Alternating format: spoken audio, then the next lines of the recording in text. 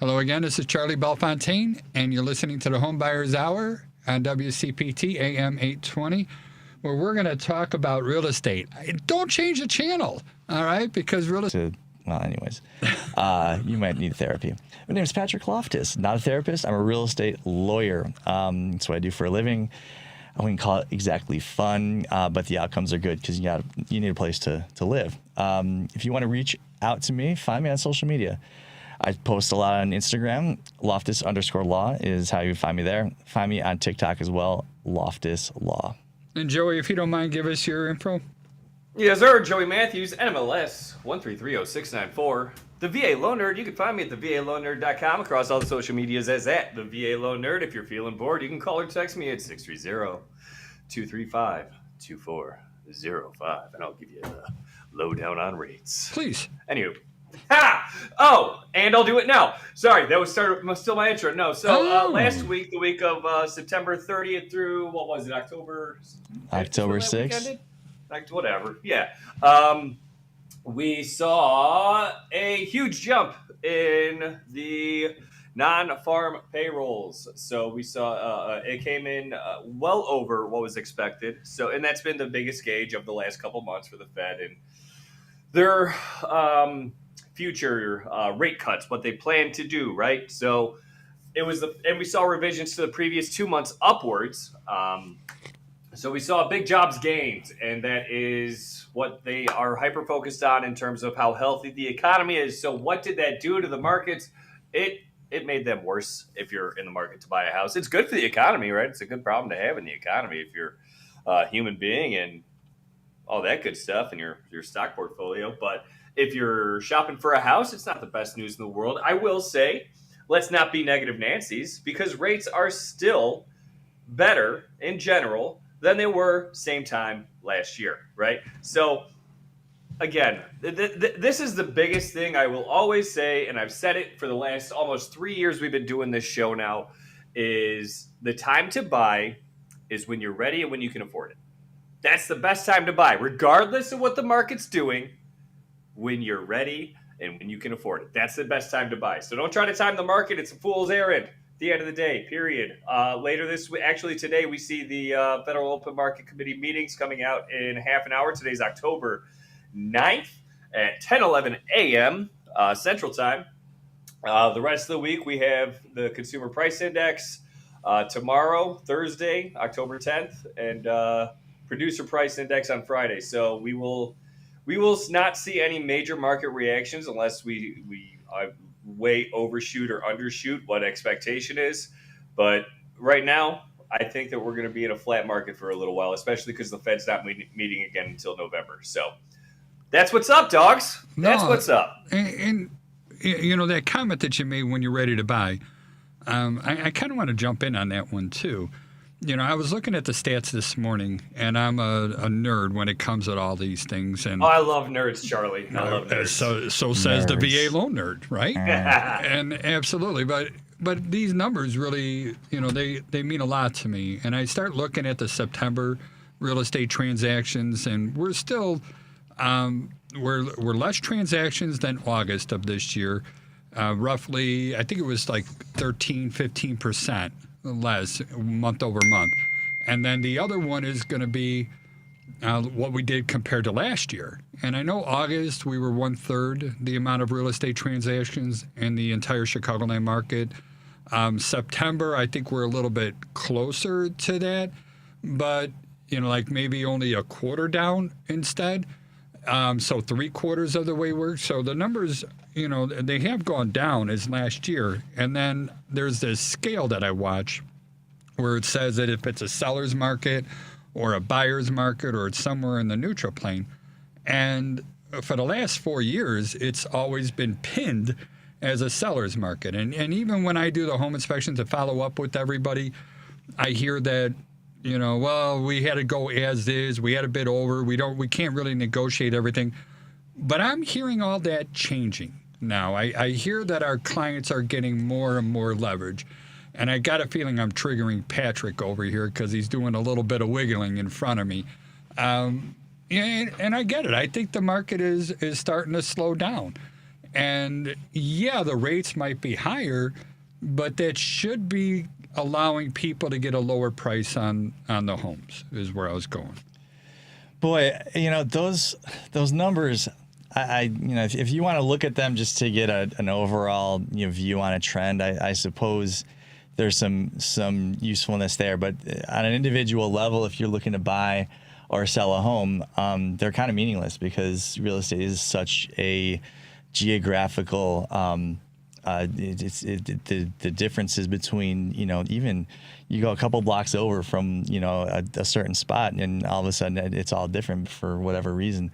Even in the condos in the high-rise building, it changes from building to building. Well, that's true. I mean, there's a lot of different characteristics and qualities that each building has, and it's going to make a big difference in the value of your individual unit. I do want to point out one thing, Joey. I don't know if you had a chance to look at the link that Charlie sent us, but did you happen to see what website that was from? I have not had a chance to look at it because I was driving and I ran to the office. All right, well, so I'm going to keep talking. Go take a look at the link and my way. And Charlie's Fox News. Well, it's worse. I did giggle. It's worse, as a matter of fact. But one thing that. But I don't think it's the mortgage one. I think it's a different. I hate you now. I hate you. No, it was I was sleeping because I live in Arizona. It was still 4 a.m. when that came in. Yeah, I'm sorry. Yeah, I just wanted to point that out, just as far as the legitimacy of that particular statistic. But when I think about leverage, I don't really focus at all on what the macro trends are, because each individual transaction has its own characteristics and qualities. Each buyer has their own has the characteristics they're looking for in a home. If they're an investor, it'll be different from an owner occupant. If it's someone who's very handy as opposed to somebody who really doesn't even know, what the difference between a hammer and a screwdriver is. Those are just two examples. I could go on and on. But as far as, even the individual characteristics, as far as, what level, not everyone is built for the stress of having a back and forth negotiation and having it in doubt whether or not their Lord transaction. knows I'm not. Yeah. Well, and some people are like, look, if somebody is asking me for X number of dollars after the inspection, I just need this deal to go through. I need it to be over. And so, that person will be more generous than someone who really, if not has, can tolerate the stress of a negotiation. Some people even thrive under those conditions. And you bring up a good point. Being an attorney, I know there's a lot of psychological stuff that they teach you in law school. They don't teach us anything. No, come on. It's about, I guess persuasion maybe is the right or wrong word. I don't know. They don't teach you anything about persuasion in law school. But how do you recognize, or how do you educate your client how much leverage they have? I don't. How you don't at all? No, I mean, look, if anything, if I'm trying to figure out, where do we stand in a transaction, I'm probably going to be asking the opinion of the real estate broker, because they'll have been involved in the negotiation with the other side. What are some of the things that they're going to share with the client then? Do you know that? Well, sure. I mean, what are some things you want to take into consideration? Okay, so if you are going to buy a home because you intend to live in it, how many of the boxes does that home tick as opposed to everything else that you were out there seeing? What other homes are available at a similar price point in the locality that you're looking at that you could pivot to, or are you going to be stuck waiting for more inventory to come on the market? Is this particular property, does it have unique characteristics that make it very suitable for you? Those are all things that you would want to take into consideration. If it's I'm okay. There's a couple others that I was interested in. You might try to drive a harder bargain than if it's like, look, we walked in and we fell in love with this place. In that case, you might decide you're going to live with, this, that, or the other thing. I mean, at the end of the day, especially with an owner occupant, you've got to keep in mind the quality of life you're also trying to buy with the real estate. The real estate, you're expecting it to at least retain its value in terms of an investment if you're going to live in it, for the most part. I'm speaking very broadly here. Yeah. But as an owner occupant, what you're really buying is, it's close to my, favorite restaurants and tavern. It's in the school district that my kids, that either my kids are already in or I envision them being in. It's close to family. I mean, I've had clients really compromise on properties that it's like, I don't know about that one. And they're like, look, it ticks so many boxes that I'm just not going to find anything else similar to it. Those people will, have less leverage, by the very nature of the situation that they're in. So, it's important that we look at the transaction holistically, to try to figure out, all right, where do we want to go with this? Do we want to win the argument on inspection, and meaning, well, they should have done that and they didn't, and so we're out. And you look back on it, you go, I wish we would have just bought that place. I could have put, $2-3 grand into it after closing, and it would have been perfect. In that case, we employed a bad strategy. Whereas, if you look at it from, if you back out of it and you try to look at it from a more of a bird's eye view, and you go, actually, all things considered, I don't like the way that the seller handled themselves in that particular transaction, but this is something that, for my family.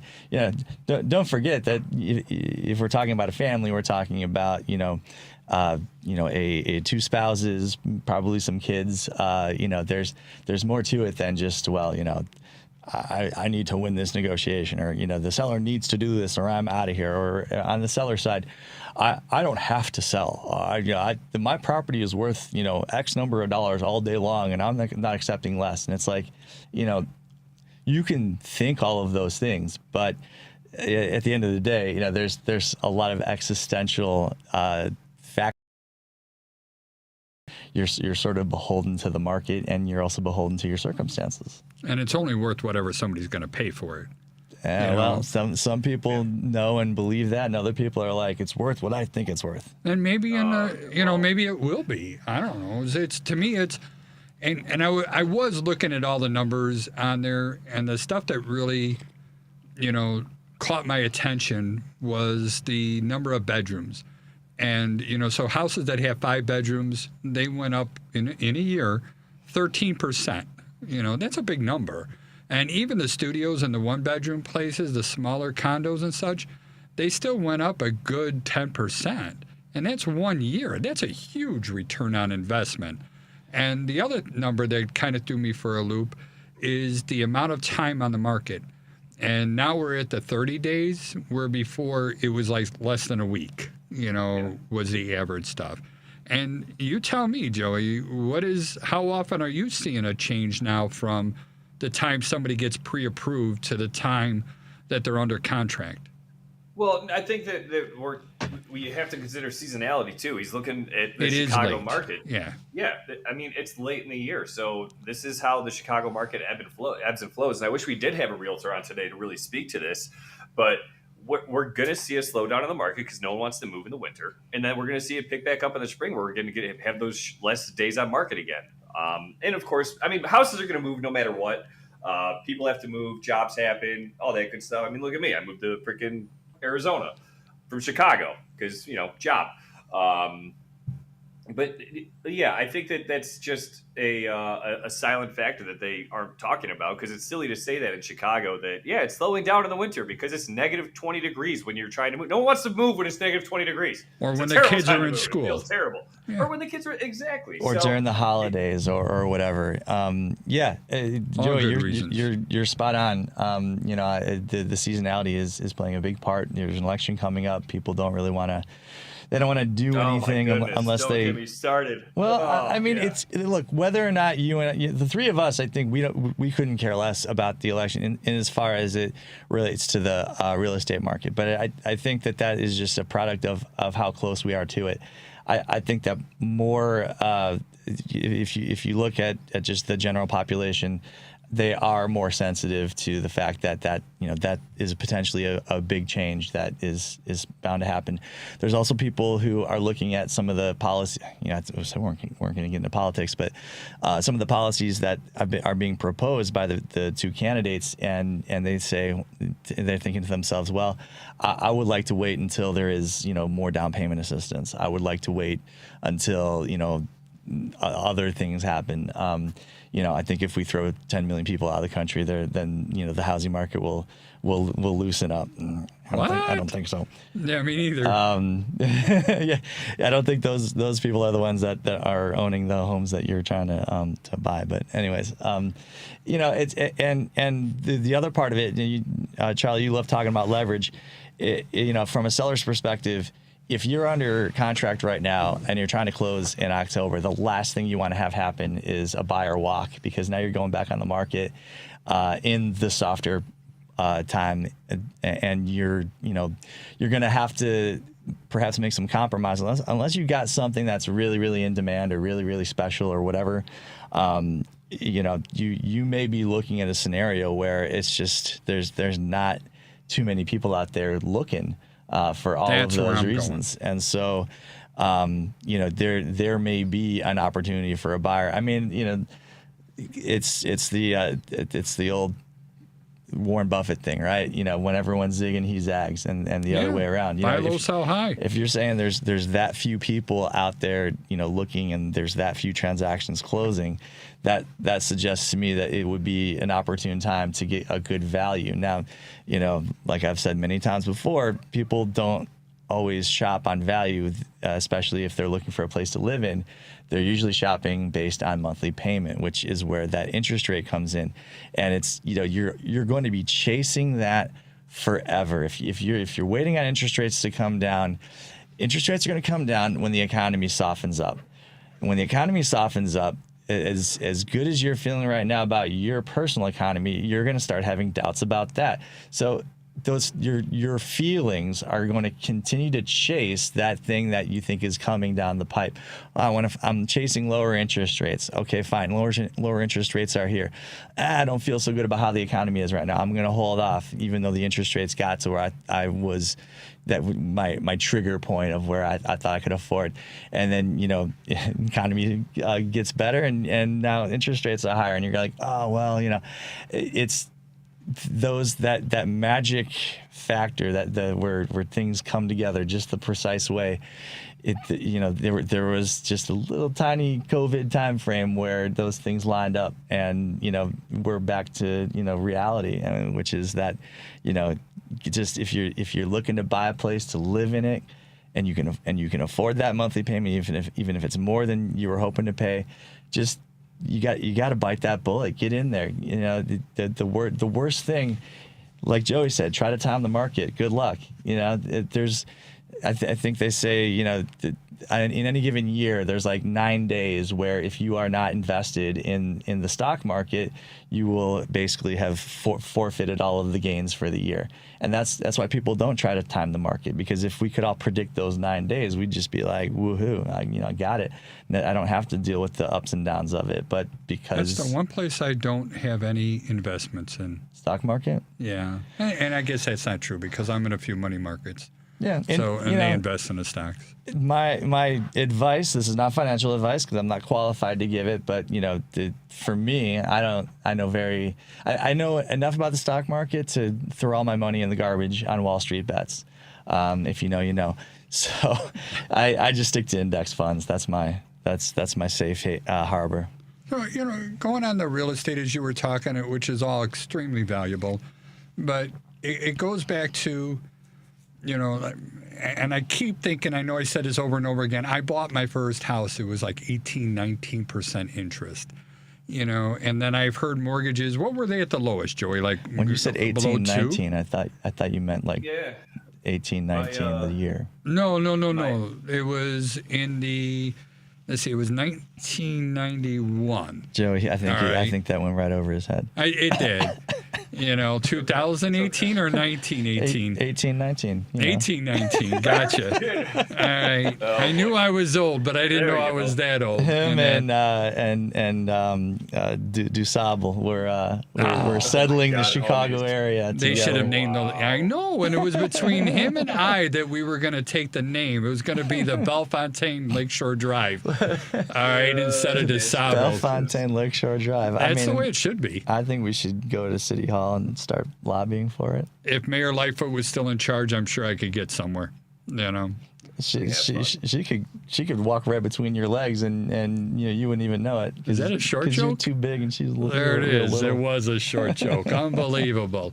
But no, it goes back to, why I don't understand the rates unless I guess, I guess my brain is always spinning right now. Normal habits of a human being wants to buy the biggest house that they can afford. They want to spend every single penny that they got for a down payment, and they want to mortgage as much as they can. True or false?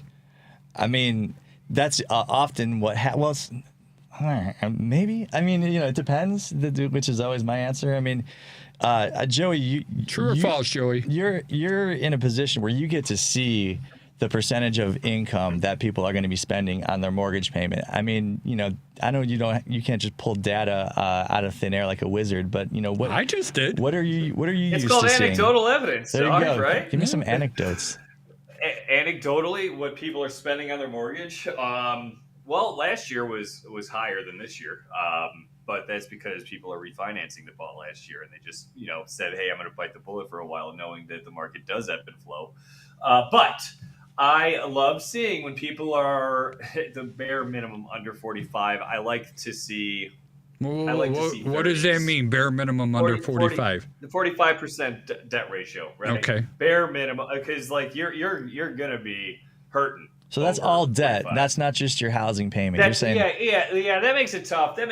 Because there so many people do so many things. I look at the back end housing ratio because that's the only thing that really matters, because that tells you how much every month is going towards debt of the income, right? So depending on how much a person already has in debt, if they have no debt, some people still stretch to that 45 number. So I can't just give data out of thin air. The back end ratio is the most important one, in my opinion. So the front end rate. Oh my God, I'm talking about back end and front end ratios. I apologize. So a front end ratio is what we call your cost for primary housing, the amount of your gross income that is applied towards your full PITIA, your principal, interest, taxes, insurance, and any association dues. And what's the max that can be for you to qualify for a mortgage? On a conventional loan, your max back, because there's not going to be a real max on the front end. In most situations, there is when it. Depending on a credit situation, dude, that's a stacked question because it changes based on a situation. It really does. Right. It changes based on credit situation, all kinds of things. But well, if I make $1 million a year, if I'm spending 50% of that on my housing, I've still got plenty left over. So fair enough. It's a nice house. Well, $500,000 a year mortgage. No, well, maybe I don't know. Yeah, why not? It's that loaded question. Anyways, I mean, I've seen back end ratio at 75% that I closed. And that was VA, obviously. But the highest you're able to go on a back end debt ratio, where half of your monthly income goes towards debt, is 50%. On the FHA loan, you can get that up to the highest I've seen is like right at 54.9999. I was going to guess that 54. And that's based on your gross, not your gross, not your take home. Not your net. Exactly. I think that throws some people for a loop. With a little bit of money to afford groceries every month, and it doesn't include your cost for an electric bill, your gas bill, if you get municipality charges for water, none of that stuff. So internet, garbage, PlayStation Network. Yeah. Video games is that's a food necessity, I think. Honestly, bang for your buck, video games are an excellent value. You talk about a $60 video game that I'm going to spend hours and hours on. I mean, how often do I go out and blow that on a lunch? We're changing the subject, but you end up costing more in work loss because you're playing the games on there. I know you. I'm not doing it at noon on a Tuesday. Come on. Are you? Come on. So, I'm not. But let's go back to here. Let's come here. But I do want to focus on now's the time to buy, because again, if we don't have a lot of buyers out there, and that was the problem. There were like 6,000 buyers for every house that goes on there, and people are lining up the doors on the very first day, even before it goes on the market. In fact, I think we're going to hear these off-market word, I think you're going to start seeing that go by the wayside. I get it. The high-end neighborhoods, the most sought-after neighborhoods, they're still going to be on there longer. I get it. All right. We've talked to a lot of people about that private listing network thing, Yeah. and I see pros and cons to it. And I think there is a place for it, especially for people who, if you've got a certain heightened need for privacy, or it's just being exposed publicly, like you are being listed on an MLS. I think that there should be an option for people who want to sell their home but don't necessarily want to have that kind of exposure to the public at large, especially given the fact that those MLS listings are more or less available. Pictures of your home, pictures of your friend, pictures of you, it's pretty invasive, man. Like, I can see that. And there are great arguments against it. Certainly, the biggest one, perhaps, it allows someone to discriminate in perhaps in a way that is hard to detect, if not impossible to detect, and we definitely don't want that either. So I think it's something that can be debated, whether or not it should be. My biggest beef with that whole thing was the real estate agents that were trying to save some money, so they want to put it on a private network. But for me, when it's a seller's market, why wouldn't you want as many people bidding on this as possible? Why would you hide it from the public? So part of that, I'm parroting some of the things that we have been told over the past couple of years. If you're trying to get better pricing data, and you think you can throw it out there for just to try to elicit some offers, if you're trying to sell it without doing all of the fixer-upper things. If you think, hey, let's give it a go, let's say 30 days on private listing network, that's 30 days that doesn't count against your time on the market. So if you're doing it just because you always put homes up on the private listing network without any strategy, I don't like that idea. But if you have strategic if you have a strategic goal in mind with doing that, it's a tool at your disposal. I don't see any harm in that. I'm sure there's a cost for the MLS, but I don't know what it would be. Well, they pay dues, right? To have, they pay dues, National Association of Realtors, and I think that gets them access to MLS. I don't know. I don't think it's a huge expense to be on there, and I don't think when I look at broker commission statements, it'll show me the commission, and then there will be like this MLS fee, but I'm led to believe it's a BS fee. Because some of the brokerages don't charge it, but you'll see like on the bigger ones that I won't name, $395 added to the to the list side as a MLS fee. But again, I don't think there actually is an MLS fee, oddly enough. I do remember, when I listed my house, there was something about the amount of photos that you could put on there, and the amount of text and everything else. And, they said, if you want more photos, we have to pay more, for this. Could be. They're trying to make money, so whatever. If how many photos do you really need to put up there? If you do have a 10,000 square foot, Michael Jordan's house out in Highland Park, a higher end listing, such as that, the standard is much higher as far as what the expectation is, and you are going to spend more to market at homes like that.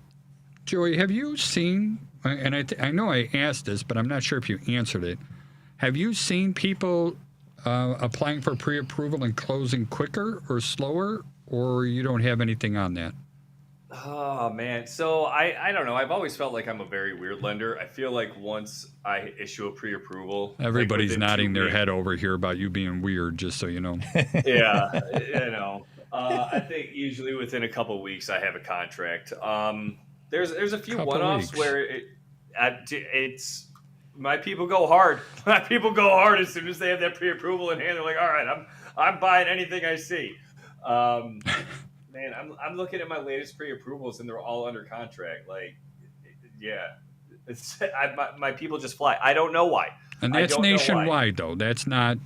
I can't say that's nationwide. That's me. I don't know how long there is between pre-approval and contract for most lenders. I can only say what. Forgive me. I meant front of me. you loan nationwide. Oh, yes. Sorry. That I did on Friday that was under contract that night. So it's just, it depends. I don't know. I feel like once they're with me, it's because they already have a house in mind.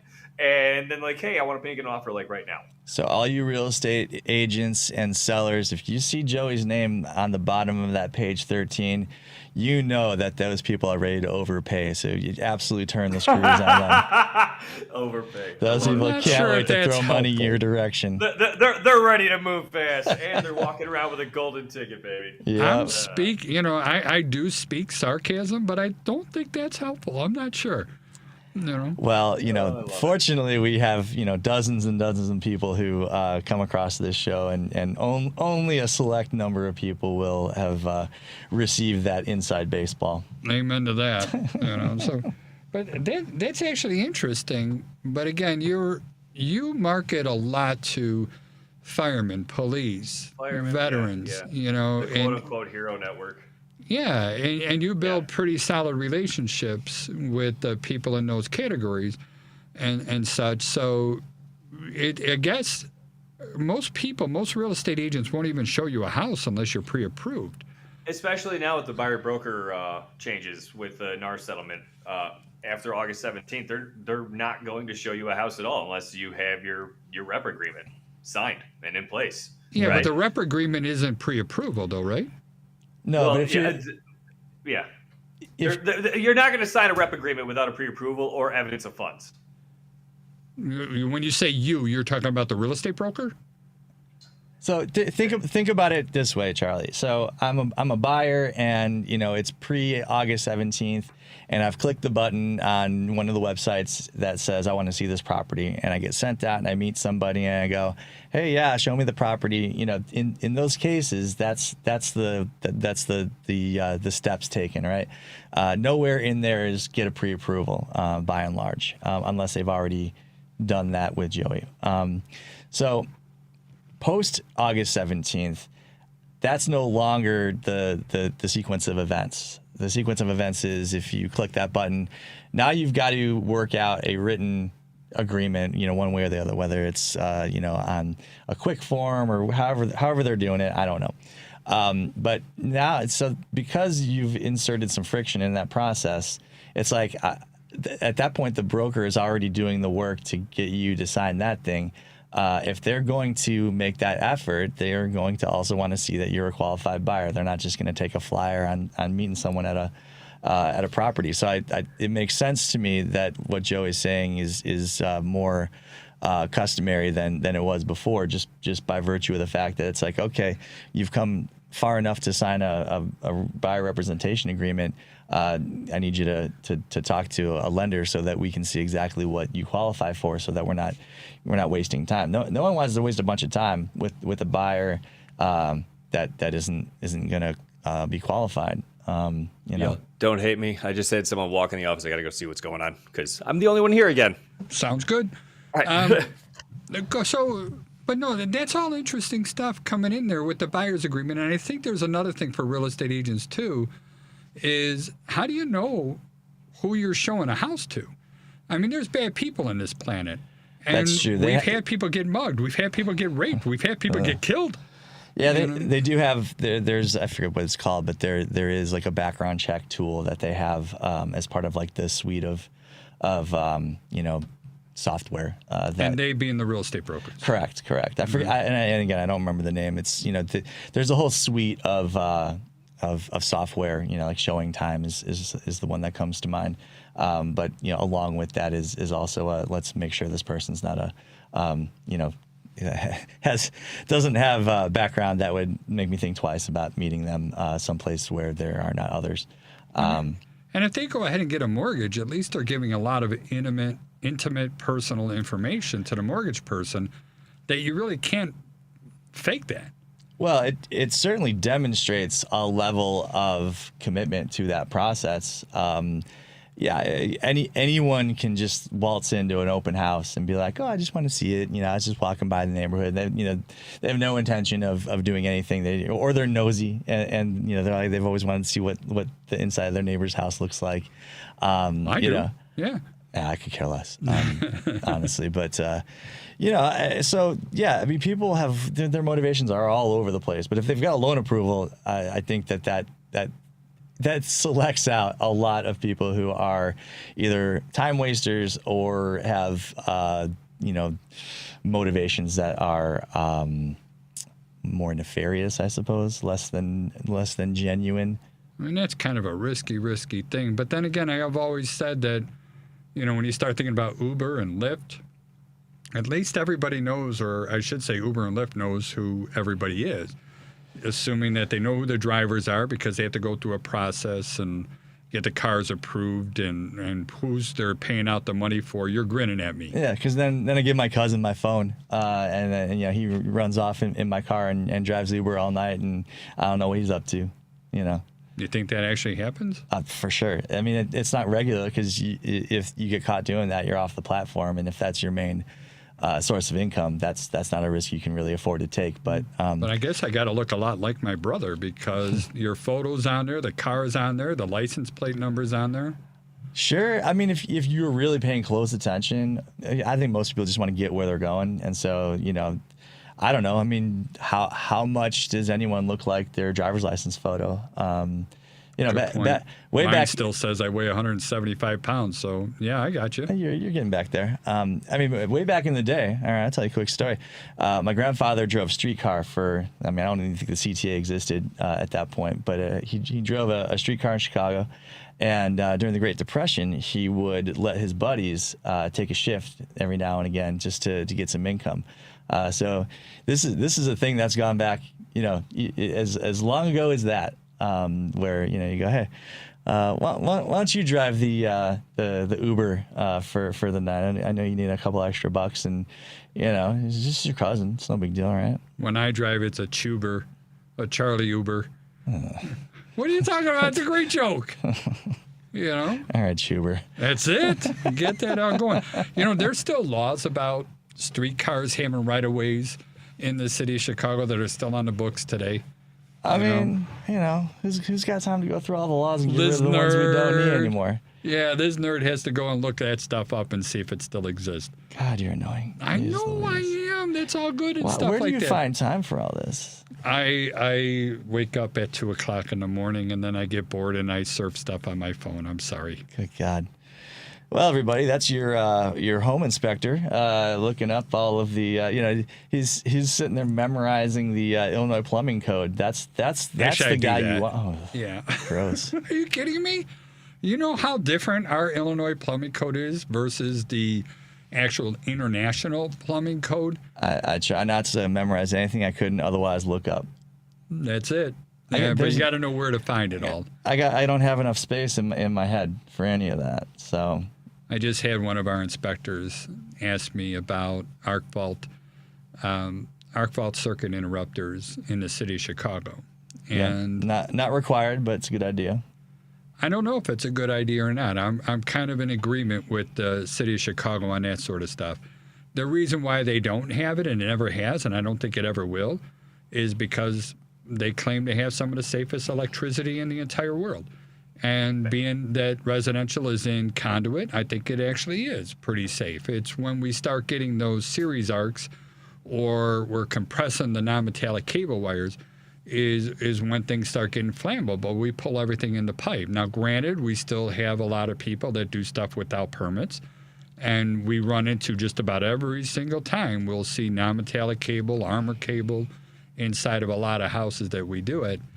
And maybe those houses, it is better to have arc faults, but it isn't required there. And I want to say Lake Forest, and please don't hate me if I'm wrong on that one. I'm surprised we're not going to get more suburbs buy into it. Like I said, if I can look it up, I won't memorize it, so I won't know about Lake Forest. So you can say whatever you want about Lake Forest. I'll check you later on it. But yeah, it's interesting. When you speak about AFCIs in general, and yes, that's the acronym for Arc Fault Circuit Interrupter. It's been a while since I've got one of these, but I have had inspectors identify that as a defect in like a Chicago condo, and it's just like, you want to talk about Joey, I'm about to set Charlie off on about a 15-minute rant, so if you need some more time, you may as well introduce yourself again. I'm Patrick Loftus. I'm a real estate lawyer and professional triggerer.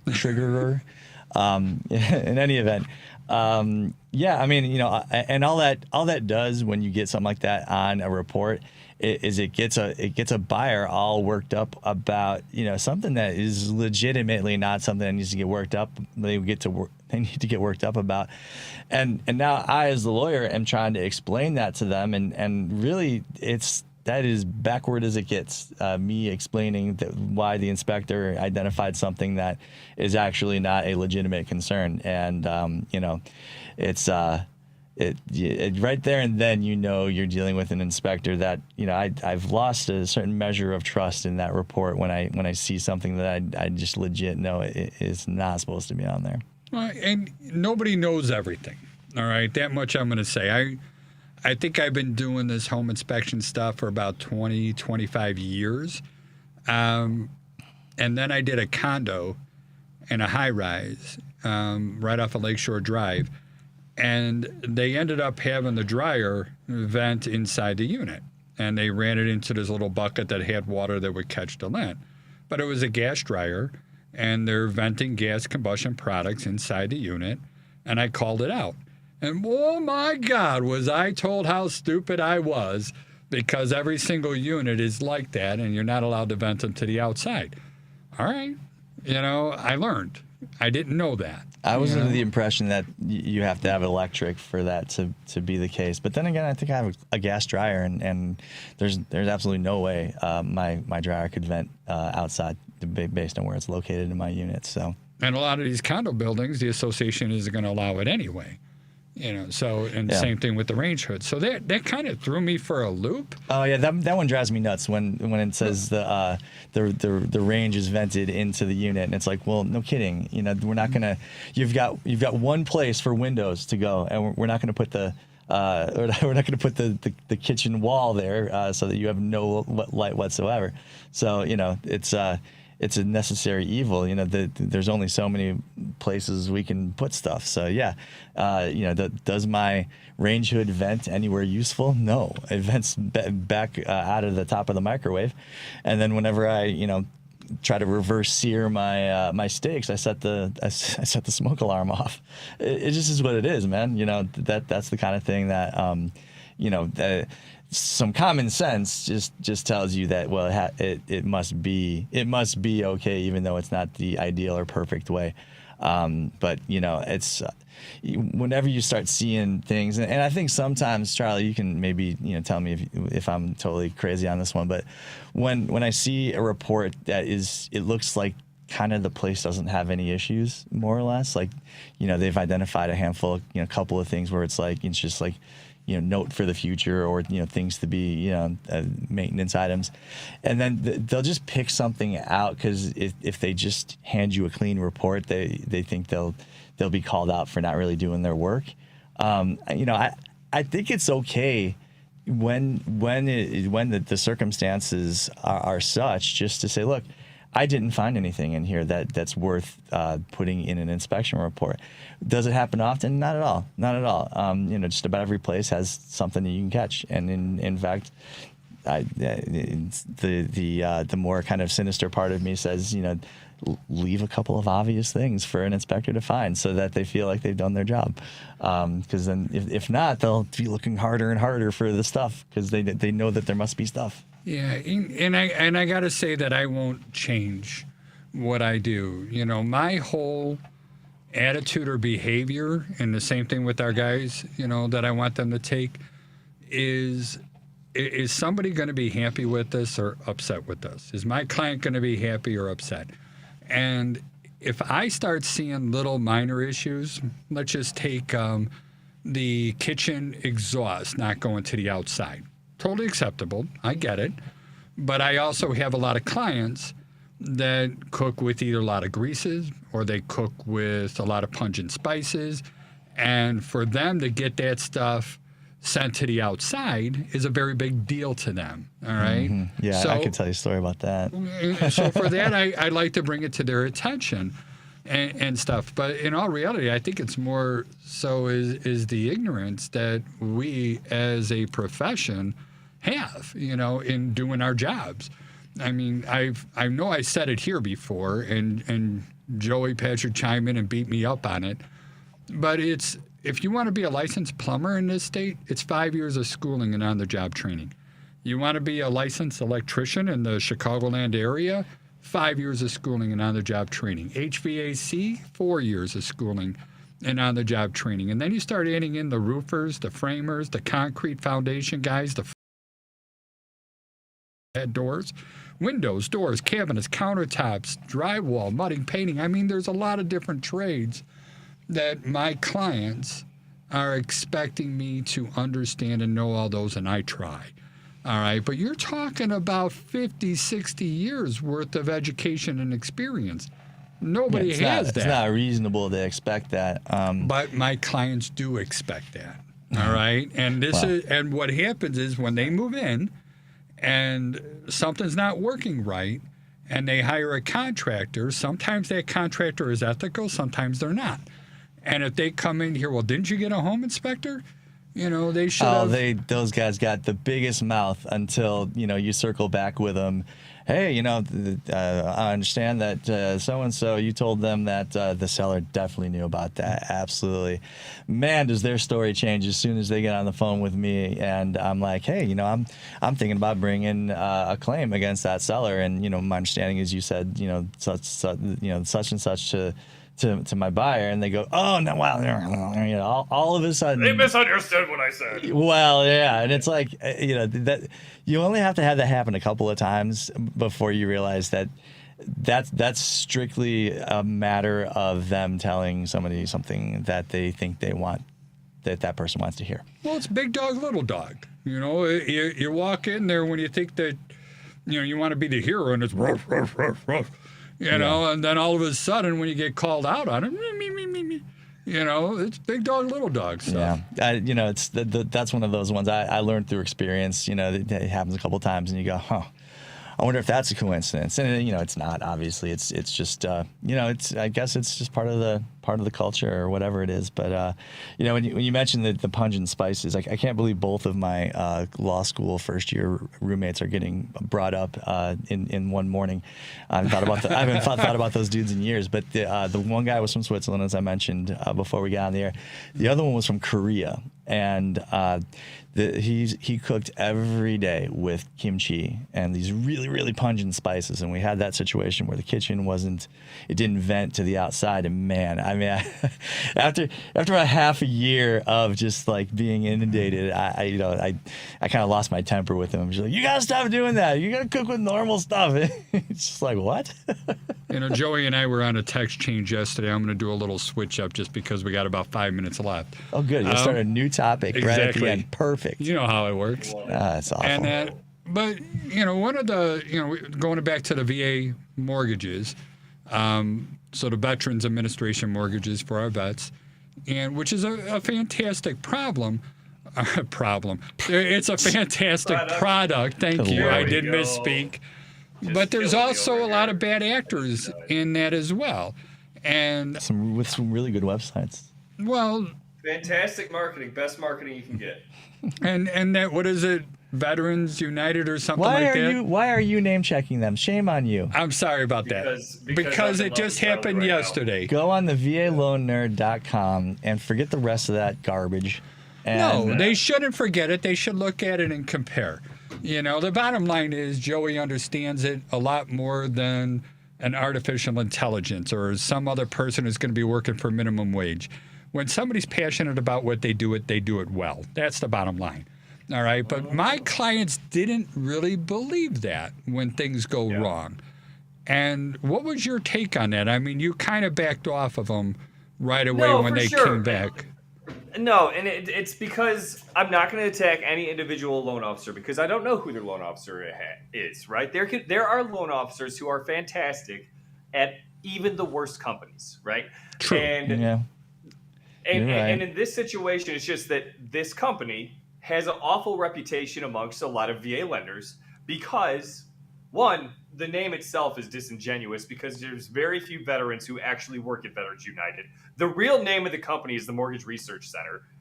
Veterans United is a doing business as name. Obviously, the research indicated that they could probably get a lot of VA loans if they triggered the veteran community into working with them, thinking that they're working with veterans who are united and helping them find a freaking home. That's like one of those super PACs that has one of those innocuous, like the Freedom Center, and you find out it's like just the worst of the worst. Well, they were. Yeah, When they were interviewing me, they were asking us, well, are you able to do all the paperwork that the VA mortgage is going to need? And I'm like, What paperwork? that was what I'm like, how do I sound like I don't know what I'm talking about, or that I do know what I'm talking about? Yes. All right. So the minimum property requirements, I am familiar with that thanks to you. All right. You and I went through all these things. And I do know that they need a termite inspection done, so we can go ahead and complete the NPM 833, which is a termite form. Yeah. But and I'll let my clients know that the appraiser may flag this thing, but that doesn't necessarily mean that they will. They're a human being as well, and a lot of times they don't know what they're looking for. It's completely true. I mean, a lot of times they flag a bunch of things that don't need to be fixed, and that's when it matters who you're working with. Because I can tell you, generally, the people at that company are going to say, "Hey, this got flagged. You're going to have to get that dealt with." And if it's something like a cracked sidewalk, like that, that's not in there. That's everything. Every house has a cracked sidewalk. Dude, that's what I said. I've had that come up, and I've had to get that waived on several VA loans now because if a cracked sidewalk is an actual MPR, you're never going to close a VA loan in Chicagoland. Period. Right. Or anywhere for that matter. That's not like brand spanking new construction. I mean, the Chicago is not. We don't have like special concrete that cracks. Whereas they've got everywhere else has good. Fancy concrete that doesn't, but it's.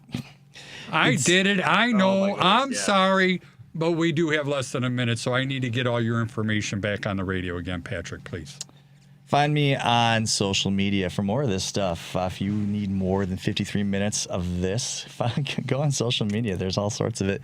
Loftus_law on Instagram, Loftus Law on TikTok. Joey, please.